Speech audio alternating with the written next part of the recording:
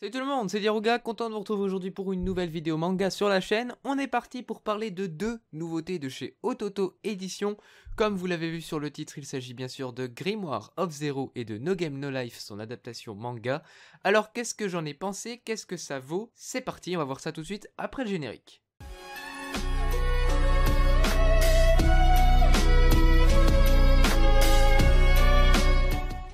Bien, du coup je vais traiter des deux mangas séparément. Tout d'abord je vais parler de Grimoire of Zero, puis de No Game No Life. Et d'ailleurs restez un petit peu pendant la vidéo, au moins jusqu'aux 2/3, parce qu'il y a une annonce et ça pourrait vous faire plaisir. Voilà. Allez c'est parti, on commence. Grimoire of Zero est un manga dessiné par Iwasaki Takashi et scénarisé par Kobashiri Kakeru. Il s'agit d'un shonen de genre aventure fantastique terminé au Japon en 6 tomes, et en France 3 tomes sont déjà sortis. En l'an 526 du calendrier liturgique, la pratique de la sorcellerie reste interdite. Les sorcières sont ainsi chassées au nom de la justice à travers tout le royaume de Venius. Seul et méprisé par le reste de la population, un mercenaire mi-homme mi-bête rêve jour et nuit de briser la malédiction qui a fait de lui un être hybride depuis sa naissance. Sa rencontre avec une sorcière du nom de Zero pourrait bien faire de ses rêves une réalité. Elle lui propose en effet de le transformer en humain s'il accepte de l'escorter en tant que garde du corps dans sa recherche d'un livre magique qui serait capable de provoquer des ravages, voire la fin du monde. Commence alors la quête de cet atypique duo destiné à protéger les secrets de l'art de la magie afin de rassembler humains et sorcières. Voilà pour ce qui est du synopsis, voici maintenant mon avis après la lecture des 3 premiers tomes. Tout d'abord j'ai trouvé le contexte intéressant avec de la magie et de la sorcellerie qui sont ici deux choses différentes mais étroitement liées. On a pas mal de background et d'explications, limite un petit peu trop parfois, mais je vais y revenir. En tout cas, l'auteur arrive à nous décrire son univers, à nous décrire le contexte géopolitique, à nous décrire les différents conflits, notamment le conflit humain-sorcière, et ça fait plaisir. Malgré ça, pour rester dans le scénario, j'ai trouvé que les enjeux principaux nous sont révélés assez lentement, et il faut attendre le tome 3 pour commencer à bien comprendre tout ce que les héros vont devoir faire, tout ce que les héros vont devoir accomplir, et surtout pourquoi. Parce que oui, certes au début, on apprend très rapidement que, en gros, les deux héros vont devoir trouver le grimoire de Zero, parce que dans ce grimoire, il y a énormément de choses qui pourraient être très dangereuses pour l'humanité et pour le monde entier si c'est utilisé entre de mauvaises mains. Et ben j'ai trouvé que le déroulement de l'histoire et la façon dont l'histoire nous est racontée ne nous fait pas assez nous sentir en danger par rapport à ce grimoire, et on a plus l'impression de suivre des héros qui vont voyager de ville en ville avec la découverte et l'explication du background au fur et à mesure, sans pour autant ressortir cette tension et ce danger du fait que le livre soit perdu et qu'il faille absolument le retrouver. J'espère avoir été assez clair. En tout cas, ce que je voulais dire, c'est que voilà, j'aurais aimé un petit peu plus de tension et un petit peu plus peut-être de développement de personnages méchants, des personnages antagonistes à l'histoire, pour qu'on puisse sentir voilà ce danger finalement de la perte du grimoire et le réel objectif de le retrouver. Pour ce qui est de la lecture en elle-même du manga, je trouve que les tomes se lisent assez vite, voilà, c'est une lecture assez fluide, environ voilà un quart d'heure, 20 minutes pour les lecteurs réguliers. Par contre, comme c'est une série terminée en 6 tomes et que voilà, j'ai déjà lu les 3 premiers tomes, j'aurais aimé peut-être un petit peu plus d'action, ou du moins un fil rouge plus développé après la lecture de ces 3 tomes, car on attend souvent l'action pour au final n'en avoir que quelques pages entre 2 passages de parlotte et d'explications de background. Après voilà, je pense que c'est aussi un manga qui va se lire un petit peu comme on lit une histoire avec les personnages et leurs relations. Surtout ça va être beaucoup plus centré sur le relationnel entre les personnages et pas forcément sur les conflits et les combats. Donc bon, sachez-le, pour ces 3 premiers tomes, ne vous attendez pas à des tomes remplis d'actions, remplis de combats, remplis de conflits entre les personnages principaux et divers antagonistes, parce que vous allez être déçus. Côté personnage, bon, on a le bestial qui lui est un mercenaire assez sympa, j'aime bien son développement, même s'il a rien de transcendant. On a aussi Zero qui est une sorcière à apparence assez enfantine, mais qui finalement est très mystérieuse même après les 3 premiers tomes, parce que elle nous est vendue entre guillemets comme un personnage qui a l'air très fort, voire l'une des plus fortes des sorcières, mais on n'en a pas vraiment la preuve pour le moment, donc ça reste encore un personnage assez mystérieux. Et on a également un personnage qui lui arrive fin du tome 2, début du tome 3, que j'aime bien parce que c'est un personnage voilà qui est à la frontière entre le bien et le mal.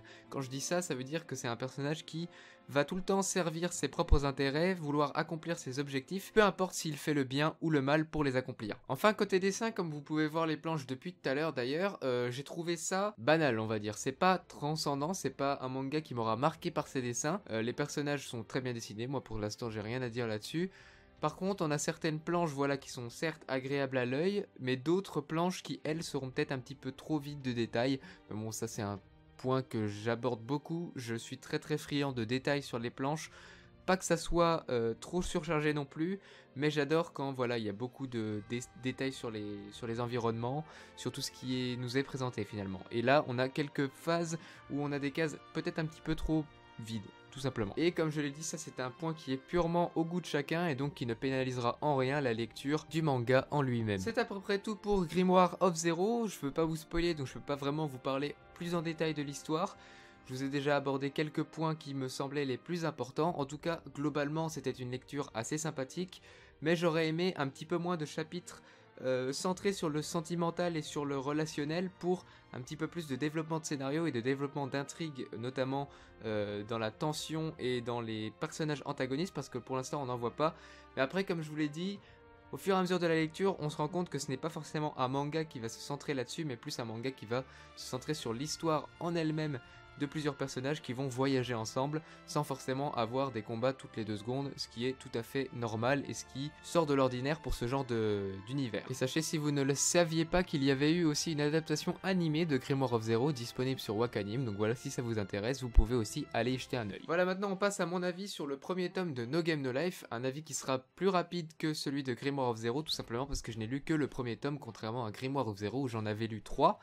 Et avant de commencer, j'aimerais vous dire qu'il y aura un concours pour gagner le premier tome disponible sur Twitter, donc n'hésitez pas à aller checker la description pour avoir le lien qui vous redirigera directement sur le concours et sur toutes les modalités pour pouvoir espérer gagner. Et voilà, n'hésitez pas à faire bombarder la barre de pouce bleu sous cette vidéo si vous voulez que à l'avenir je fasse plus souvent ça, c'est-à-dire une présentation de manga avec le premier tome en question à gagner en concours sur Twitter comme sur YouTube, enfin voilà, ça on verra.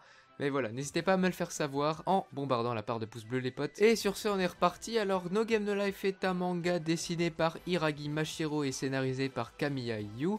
Il s'agit d'un shonen de genre fantastique jeu vidéo, édité par Ototo comme vous le savez, terminé au Japon en 4 tomes, et en France il y a donc un tome de sortie pour le moment. Je sais que pour la plupart d'entre vous, vous savez qu'il y a une adaptation animée qui est déjà sortie, mais ne vous méprenez pas, l'adaptation animée n'est pas une adaptation du manga, mais une adaptation du light novel, et le manga est aussi une adaptation du light novel, donc ce sont 2 choses distinctes, mais voilà, le manga n'est pas à l'origine de l'animé. Imaginez un monde gouverné par une loi universelle, celle du jeu. Dans ce monde appelé Disboard, la violence est proscrite et les conflits se règlent à coups de jeu. Dans cette réalité où la force physique est devenue l'étalage des faibles, la réflexion, la malice et la stratégie sont les principales forces des 16 races qui se disputent le contrôle des territoires. Parmi elles, les humains, un peuple en passe de disparaître, se voient offrir une dernière chance avec l'apparition de Sora et Shiro, 2 jeunes adolescents qui ne vivent que pour le jeu et la gagnent. Voilà pour ce qui est du synopsis pour ceux qui ne connaissaient pas encore No Game No Life. Maintenant, qu'est-ce que j'ai pensé de cette adaptation en manga? Eh bien, c'est une reprise des événements de l'anime en format manga quasiment scène pour scène en fait. Alors pour ceux qui ont déjà vu l'anime, vous allez me dire, mais alors quel est l'intérêt de lire le manga? Eh bien, en soi, si vous avez déjà vu l'anime, il n'y a pas vraiment d'intérêt à lire le manga, mis à part de se replonger dans l'univers, parce que par exemple, pour ma part, ça faisait déjà bien 4 ans que j'avais vu l'anime, et ça m'a fait un réel bien de me replonger dans cet univers que j'avais vraiment bien apprécié à l'époque. Car oui, c'est tout de même un réel plaisir de se replonger dans cet univers isekai avec nos 2 héros génies des jeux, avec les explications de leur raisonnement et tout ce qui s'ensuit. Parce que voilà, pour ceux qui ne connaissaient pas encore No Game No Life et qui le découvrent avec cette vidéo, ou qui le découvriront peut-être avec le manga, on a ici en fait un univers avec 2 personnages qui nous sont envoyés du monde réel à un monde alternatif où tout est régné par les jeux, comme le synopsis l'indiquait, donc c'est donc bel et bien un isekai, sauf que la particularité de nos 2 héros, c'est que ce sont tellement des génies du jeu qu'ils vont tout le temps avoir des réflexions ultra poussées à chaque fois qu'ils vont jouer, et ça nous est dévoilé à chaque fois au fur et à mesure, et c'est ce qui est le plus intéressant à découvrir, c'est de découvrir finalement comment les personnages ont fait pour gagner, pour s'en sortir dans des situations parfois extrêmement difficiles pour eux, et c'est toujours des explications vraiment super cool et super plaisantes, un petit peu à la Death Note, vous voyez, quand Light nous raconte un petit peu comment il a fait, pourquoi il a fait ça, tel ou tel procédé, bah là c'est pareil, ça part un petit peu dans tous les sens et c'est super cool à lire. Et même si avec ce premier tome on n'a pas encore énormément de jeux très compliqués avec des explications qui partent très loin ou quoi que ce soit, on voit très clairement que ça va être de la même veine que l'animé et j'ai donc très hâte de lire la suite. Par contre voilà, rappelez-vous comme je l'ai dit, c'est un manga terminé en 4 tomes, donc ça m'étonnerait grandement que les événements aillent plus loin que ceux qu'on a eu dans l'animé, donc voilà. Si vous êtes fan de l'anime et que vous voulez l'objet livre pour vous redécouvrir l'univers, pour vous replonger dedans, ou pour tout simplement avoir le manga dans votre bibliothèque comme objet de collection, ça peut être un bon point. Si vous ne connaissez pas No Game No Life, alors là, je vous conseille grandement d'aller le lire parce que c'est une super histoire, malgré quelques côtés un petit peu etchi, mais je vais y revenir juste après. Mais sinon, pour ceux qui n'ont pas forcément envie de relire ce qu'ils ont déjà vu en animé et qui s'attendent peut-être à un manga qui ira plus loin, eh bien ça m'étonnerait, même si voilà, je vais pas non plus trop m'avancer parce que je n'ai pas lu les 3 prochains tomes, mais à mon avis, en 4 tomes, ça ira pas plus loin que ce qu'on a vu dans l'animé. Pour en revenir un petit peu sur l'histoire et les personnages, d'un côté, l'histoire se lit bien, on a une lecture fluide et intéressante. Côté des personnages, on a pour le moment, donc comme je vous l'ai dit, les 2 personnages principaux que j'aime beaucoup car ils forment un duo de joueurs hors pair.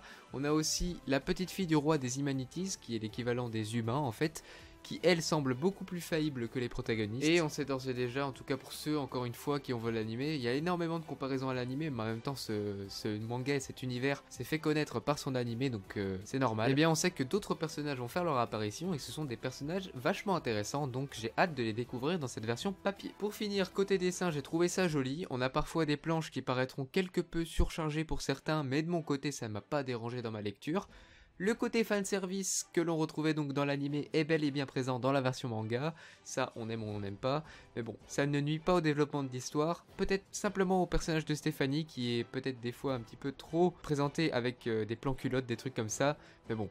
Après, ça, comme je vous l'ai dit, c'est un truc typique des japonais, on aime ou on n'aime pas, personnellement ça ne m'a pas dérangé plus que ça. Voilà, donc globalement ma lecture du premier tome de No Game No Life était un réel plaisir, tout simplement parce que j'adore l'univers déjà de base, donc c'était un facteur assez important, mais au-delà de ça, je trouve que l'histoire est vraiment très cool à suivre, qu'on la connaisse ou qu'on la connaisse pas, donc si vous ne connaissiez pas encore No Game No Life et que vous voulez vous plonger dans cette série, n'hésitez surtout pas. Après voilà, ne soyez pas ralentis par le côté fanservice car il y en a, mais ça ne nuit, comme je vous l'ai dit, pas au scénario. Donc voilà, n'hésitez pas à aller jeter un œil, au moins à un extrait gratuit si j'en trouve un sur internet, je vous le mettrai en lien dans la description. Et n'hésitez pas à participer au concours si jamais vous pouvez voilà, gagner ce fameux tome 1 sans l'acheter, c'est toujours ça de prix. Tout est dans la description, donc n'hésitez pas à la dérouler. En tout cas, voilà, No Game No Life, une lecture très plaisante que je vous conseille. Et c'est sur ces mots que je termine cette vidéo, j'espère qu'elle vous a plu. Si c'est le cas, n'oubliez pas de lâcher un maximum de pouces bleus pour que je le sache, tout simplement. N'hésitez pas à commenter pour me dire si l'une de ces 2 lectures vous intéresse, pourquoi, tout ça, n'hésitez pas à en parler, je répondrai avec plaisir. À partager cette vidéo sur les réseaux sociaux pour en parler à vos amis et faire découvrir aussi des mangas à un maximum de gens. Et n'hésitez pas également à me suivre sur Twitter, les liens sont dans la description. Et en plus il y a un concours, donc voilà, double raison de me suivre sur Twitter finalement. Je remercie bien évidemment les éditions Ototo pour leur envoi de ces 2 mangas qui m'ont permis de le découvrir et de vous en parler. Quant à moi, je vous retrouve très vite pour une prochaine vidéo, que ce soit une vidéo manga ou une vidéo Fortnite ou une vidéo de je ne sais pas quoi. Bref, on se retrouve très vite. Ciao tout le monde, c'était Diroga. Et enjoy power comme on dit, Jou bye. Cimer. Ciao.